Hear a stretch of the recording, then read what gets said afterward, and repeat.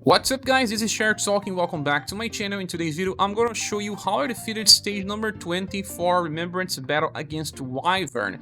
It's actually pretty hard by using bow units, because they are pretty fragile, they would take plenty of damage, and you still have to use Tiger's Den.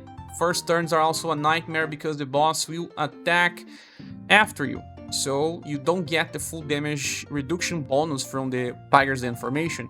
So you have to also get all your will status capped, because before I capped my Sarah's will, she was getting stunned. Even though I was bringing the Gold Feather Charm, you should bring with all your units, and your most fragile one, you should bring Proof of Work Tower. And you should bring Gauntlets to increase slash resistance, although it's not that important. The biggest damage comes from Blunt.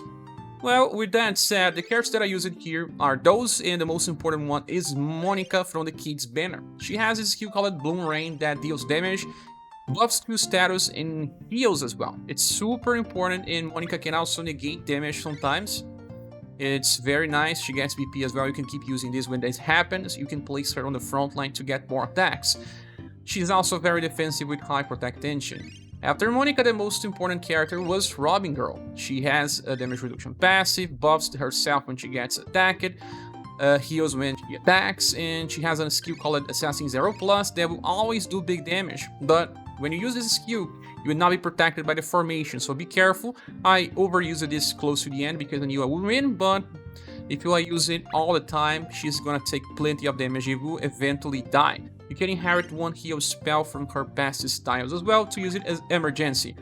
Monika can also self-heal with Gift Prick by inheritance or single target heal with Pure Flower. Although I always forget she has this, I was healing with Liz. Then the other three characters are more easier to replace. I even got Jinyu by accident on the newest banner, and he's pretty good. Well, he has a damage reduction passive, he has sheep attacks, can self-heal, and can buff himself. So I'm not placing him on the front line. I'm not that good by just healing himself. Other characters will heal more, like Claudia, newest style. You can inherit Healing Arrow if you have the Global X1. The Global X1 is already good enough. You can even inherit Reverity Shot to use as your nuke attack and cycle between Healing Arrow and Reverity Shot when needed. But since I got the newest version, I wanted to test it out, and she can buff with a 0 VP skill, that's nice, and she will nuke with Skyfall instead of a Reverity Shot. One big problem is that it's pretty fragile, either version of Claudia is, so bring Proof of Work Tower to increase her resistance. Then we have Sarah. Well, Sarah has two different skills that she can inherit that will help with self-heal. Phoenix Arrow and another skill from another version of her that self-heals and heals the party. I don't have that version of Sarah. If you do, you'll be able to face this challenge easier, because you will have two characters healing the party.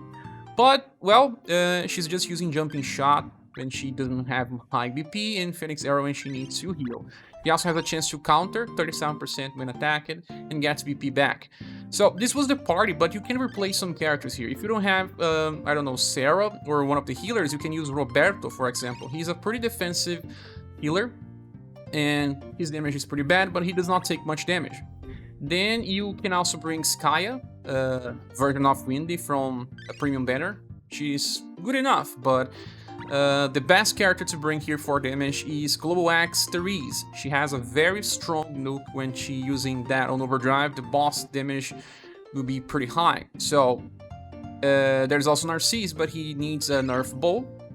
But this guy is platinum, it's easier to acquire. You have to make the weapon, and there's some RNG based damage. So, well, that's it guys. Let's see the run.